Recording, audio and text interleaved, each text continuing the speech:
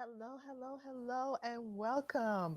Listen, I am elated, as I am every week, to have you be a part of tonight's broadcast, Pain in the Pews, Mental Health and Ministry. I am Chelselia Cookie Payne. I am the founder of Pain and Glory Incorporated, the founder of Pain in the Pews Mental Health and Ministry, which is one of the initiatives that is a part of our nonprofit organization. And then I just welcome you.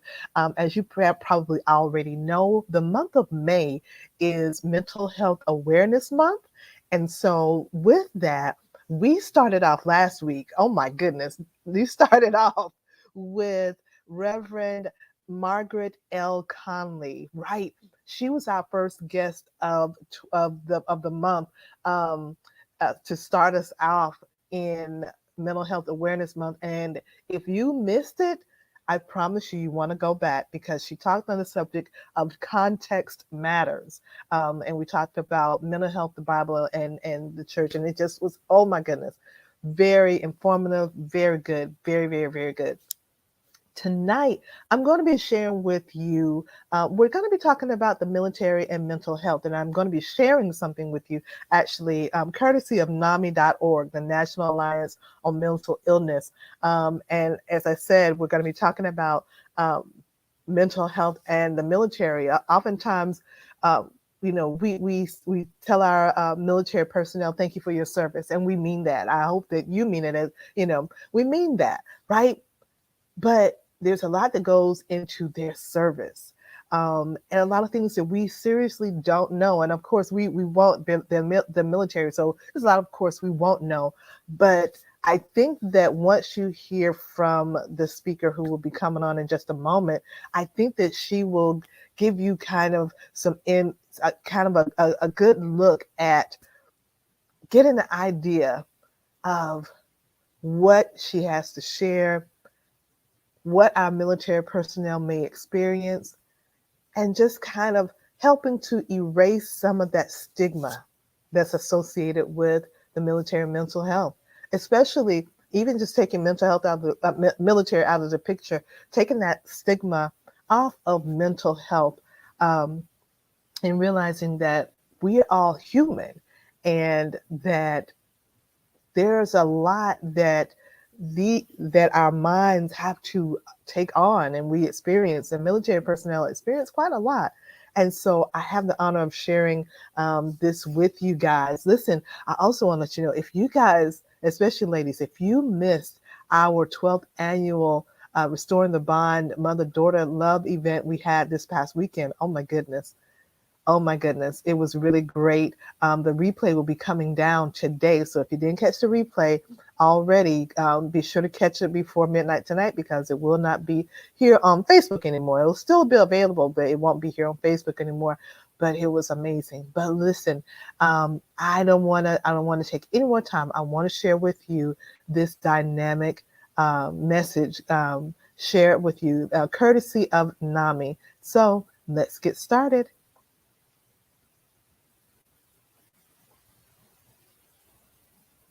I don't think that mental health is always something that is taken seriously. We struggle. We definitely need more help in that department. I don't think that it's taken seriously enough. And I think that a lot of the time that's why the suicide rate for service members is very high. They don't necessarily feel like they have the outlet to get the help that they need. My name is Nasser Robinson. I am a veteran and I live with PTSD, anxiety, and depression. A lot of what I think was just a day to day for a service member. I think that I found that it was a struggle for me. And I think that with me coming on the ship with a lot of like internal things that I suppressed, I think that it really kind of started to get louder and louder to me as I was on the ship alone, spending 147 days without seeing a port, most of the time without a lot of light, natural sunlight, because I'm working most of the day. I don't get off work until, the end of the day. There's no lights, everything's dark. I think that, yeah, I struggled a lot. I came in when I was 18. I'm still kind of growing into who I am. A lot of my grown up years were in the military. I was in the military for 7 years. So, I was trying to find myself in the midst of, being a service member and knowing at the end of the day that this is my job, but at the same time, suffering from insomnia, which you find that a lot of people are suffering from insomnia, or, just being depressed and sad, and not necessarily wanting to be on a mission, but kind of wanting to get away from it. You don't come home the same person that you left as, especially when you do your first tour. After you do your first tour, it's like you kind of get used to some of the things, but your very first tour is, it can be kind of scary. It's new. You're away from your family, you're away from your friends for extended amounts of time. You're on a ship in bodies of water. You don't necessarily have service all the time. I couldn't necessarily reach out to my family whenever I wanted. We had, kind of hours where you would do that. You work 6 hours on and you have 6 hours off. So it's just like kind of like moving for 147 days, working 6 hours on and working 6 hours off, working 6 hours on, 6 hours off. It just does a lot to your mind. It's very industrial on the ship. It's very, plain. It's just gray paint. It's not a lot going on. Being on such a strenuous schedule, running drills, you know, at 3 o'clock in the morning, or man overboard's just making sure, everybody's on the ship. You do have, members or sailors that are on suicide watch from just, being in that space where it's like, I need to get out of here. And I'm confined to the ship. I'm on this water. We don't have traffic lights in the water. It's dark. When it gets dark, it's pitch black. So you find that you do a lot of things that you wouldn't necessarily do when you're on a ship versus when you're on home. A lot of the time too, like you really have a lot of time to think and dwell in, like, a lot of the issues that you may have internally, because you're not getting off the ports. You're not necessarily having a lot of fun. And I think that a way that people kind of, handle that when they get off the ship is, drink until they can't drink anymore. Unfortunately, get back on the ship and just, do it all over. I come from a place of suppressing a lot of things. And when you spend so much time with yourself and you're in your head so much with just working, and you find that your mind just gets jumbled up. You think about things that you don't think you've ever thought about before. You know what I mean? You see those dark places there, and you look over to your another service member or to your shipmate who's also kind of going through some of the similar things that you're going through. You create a family there, because we all kind of similarly have the same experiences. And I definitely have made a lot of friends that I feel like we almost kind of trauma bonded with. You know what I mean? Like, we're going through the same things. We are working the same hours. We're kind of getting the same kind of like pushback from, your higher ups. You kind of go through those, those spaces where it's like, you don't necessarily feel like you're super appreciated, or you kind of go through a space where it's like, people don't see me. You know what I mean? They see me for what I can do for them, but they don't see me, crying out for help or me suffering. They're very much about mission, mission, mission, mission. Um, but I think that a really big thing that you find in the military is that a lot of the service members are at war with themselves. A lot of people, are struggling. A lot of people are anxious and upset and sad. I found a lady on the ship who's kind of like a fun boss that I found that I kind of could confide in about some things. But even then, as far as like the mental health thing goes, is I felt like there was only so many times I could say like, hey, I'm actually having a day today. I'm struggling. I can't really do it today. Asking to, step out and maybe get checked on was kind of like not necessarily something that was like super praised, like, oh yeah, go take care of yourself. It was more something like, well, we got work to do. You can't find another time to do that. So with that, it's kind of like you find that your voice is kind of quieted.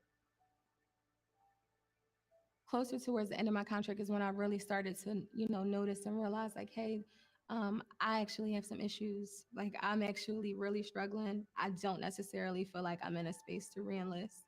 But by that time, I think I just was a lot more far gone than I thought that I was. And then I feel like I also kind of struggled with, at the same time, it's like, I'm in the military and I have this routine, so it's like, I decided to do what I felt like was best for me, which was get out, and focus on myself, be around more people that I feel like love me, even though, I did create a family within the organization.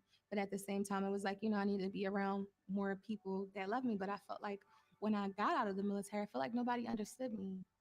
I felt like I struggled with that. And then I felt like part of me kind of wanted to be back with people that I felt like could understand me because, yeah, it was really hard for me. I think, I was very confused. And I think that I was very much going through a transitional depression of like routine versus, you're free now. You can do what you want. But it's like, well, what do you do? When I came home from the military, I was struggling with transitional depression and anxiety, and I wanted to be involved with people who also are suffering with mental health, and I wanted to help. I didn't want people to feel like how I feel. So that's why I started kind of looking into organizations that I felt like had a lot of volunteer options for me to kind of get out in the community and talk about, struggles and to kind of, break the stigma and kind of normalize what it's like to feel these things and to know that we are all human and you're not a burden if you want to talk about those things or not, especially in the Black community. I don't necessarily, I think that we more so really struggle with kind of expressing ourselves and saying like, hey, I'm actually going through this. We're very much like we don't cry, we just kind of work through it. And Nami played a really big role in, my success now in dealing with some of my everyday struggles with depression and anxiety. And they provided a lot of resources to me as far as getting seeking out a therapist that I actually liked and enjoyed. I feel like they feel like home. They kind of help, they kind of find that problem or they kind of scratch that itch for you.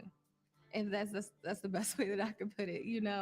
Um, I feel like they understand and they provide so much support for you. You know what I mean? If you having issues in your family, they provide family support. If you're having issues with, your friends, or if you're struggling, you feel like no one understands you, they have peer support. They have people who are actively in every area or facet trying to really kind of tackle this thing that seems so big sometimes. As a young person coming into the military, I would say that if they feel themselves slipping, um, then to get on top of it before it gets worse and it turns into something else. I would say to ask for help, and if it's not taken seriously, to continuously ask for help and to use your voice, because sometimes we have a way of quieting it down. Um, because that mission comes first, but you're also equally as important as that mission, and your mental health, it matters. Seek out NAMI Homefront, who actively works with, veterans and military and trying to get their minds right, or Military One Source, who also offers, psychologies and free therapy sessions. Those things are important. Your mind is important. And not all the time when you get out of the military, you're okay. And you think that you are. If you don't feel okay, 9 times out of 10, you are not okay. And sometimes we actually have to take that initial push or that extra push to find help, because sometimes help always isn't going to come to you. The VA is always, an option, but also, outside sources or third parties like NAMI Homefront, who works with, military and veterans and helps with, getting your mental health and the importance of mental wellness together. I'm going to school for psychology with a concentration in staff psychology, with, military psych. NAMI appreciates me. They make me feel like I'm a part of a family. They just kind of took me in. It didn't, I applied for a couple of different organizations, including NAMI, and I felt like I wasn't really getting any responses, but it was really something that I wanted to do. Like, it was very important to me when I got home to work with a mental health organization.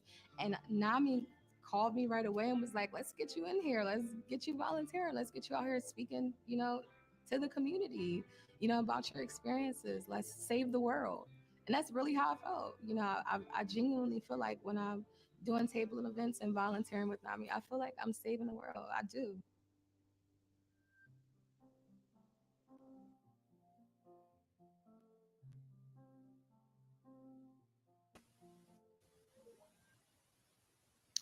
I'm telling you, I hope that you got as much out of that experience as we did. Listen, NAMI is an amazing organization and they offer so many, many, many different resources that are available. Listen, go to NAMI.org, NAMI.org.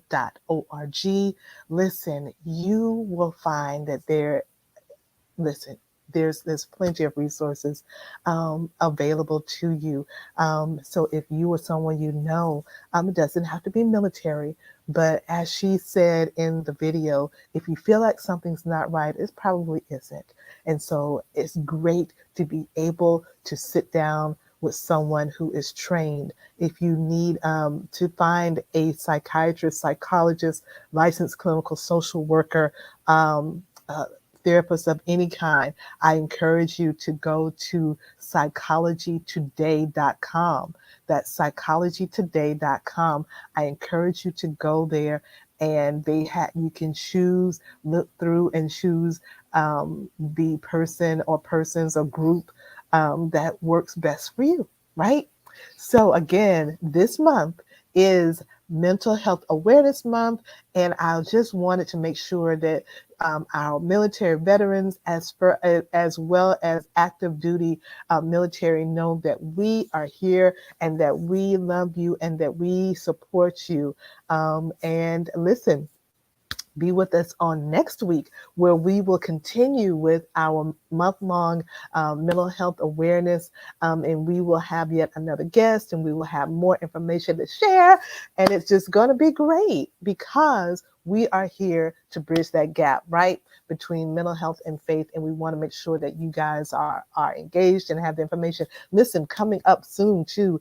We hope to have this coming up before the end of spring, or at least at the beginning of summer. So keep this in your mind, and you'll see more coming out about it. And that is the mental health first aid training. Listen, if never before, we need it now. Mental health first aid certification training. So keep your ears and eyes open for that, because it will be coming soon. And that definitely, hopefully sooner than later, but beginning of summer, end of spring is our target. So keep your eyes open for that. Until next Monday night, 7 o'clock p.m., we'll see you then.